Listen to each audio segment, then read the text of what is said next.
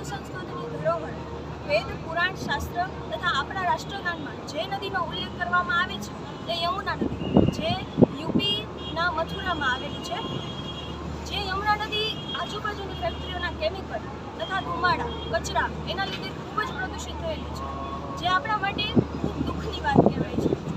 આ અભિયાન 2011માં પણ ચલાવવામાં આવેલું અને સરકાર સમક્ષ રજૂઆત કરવામાં આવેલી હતી કે આ યમુના નદીને શુદ્ધ કરવામાં આવે, કારણ કે એ પાણી જે છે એ વૈષ્ણવો દ્વારા આચમન કરવાને લાયક પણ બચ્યું નથી, જે આપણા સમગ્ર હિન્દુ સમાજ માટે ખૂબ દુઃખની વાત કહેવાય છે. સાયન્સ દ્વારા ચકાસણી કરવામાં આવી તો જે પાણીમાં જે જેટલા ટકા આપણે કહી શકીએ કે પાણી હોવું જોઈએ, પાણી કહી શકાય, એનું 0% સાબિત થયું છે. એ યમુના નદીનું એક પણ કણ યમુના કહેવાને લાયક નથી, જે સાયન્સ દ્વારા પ્રકાશિત કરવામાં આવેલું છે.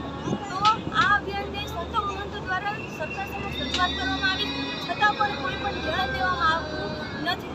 એના માટે અમે અત્યારે 2023-24માં આ અભિયાનને ચલાવવા માટે પ્રયત્ન કરી રહ્યા છીએ, જેમાં અમે લોકોને સમજાવીએ છીએ કે આપણી ધરોહર છે યમુના નદી. આપણે કેમ ગંગાજીનું શુદ્ધિકરણ કર્યું સરકારે, તેવી રીતે યમુના નદીનું પણ શુદ્ધિકરણ થવું જોઈએ.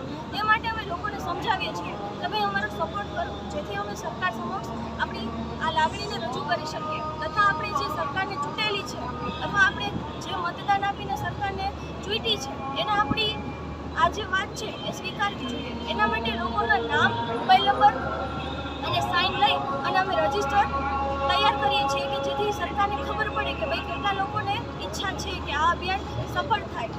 તો એના માટે અમારા પ્રયત્ન છે. લોકો ઘણા એવા મળે છે કે ભાઈ આપણે શું કરી શકવાના છીએ, સરકાર કોઈ માનવાની નથી, પરંતુ 2 મિનિટ આપણને નામ લખવા માટે કંઈ વધારે સમય ના લાગે, છતાં કોઈ પણ ધ્યાન દેતું નથી. એના માટે અમે એક પ્રયત્ન કરીએ છીએ કે લોકોમાં જાગૃતિ આવે, કારણ કે આપણે જ્યાં સુધી સરકારને નહીં કહીએ કે આપણે શું કરવા માંગીએ છીએ ત્યાં સુધી લોકશાહીનો કોઈ અર્થ નથી, એવું અમારી બધાની વિનંતી છે. અને આ અભિયાનમાં પહેલાં ચાલ્યું અને આ વખતે ચાલે છે એમાં એક ડિફરન્સ છે.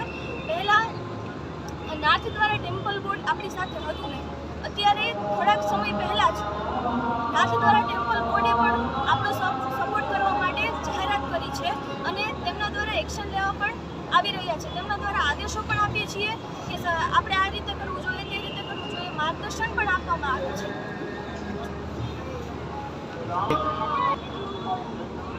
તો આ અભિયાનમાં બધા પોતાનો સપોર્ટ આપે તથા અમને જ્યાં પણ તમને જોવા મળે કે આ અભિયાન ચાલી રહ્યું છે ત્યાં પોતાનો સહકાર આપે. ગ્રુપમાં જોડાવા માટે પણ આપ અમારો સંપર્ક કરી શકો છો. જ્યાં પણ તમને જોવા મળે કે ભાઈ અહીંયા યમુનાજીનું અભિયાન ચાલુ છે ત્યાં પોતાનો સહકાર આપે, તે જ બધાને નમ્ર વિનંતી છે. જય શ્રી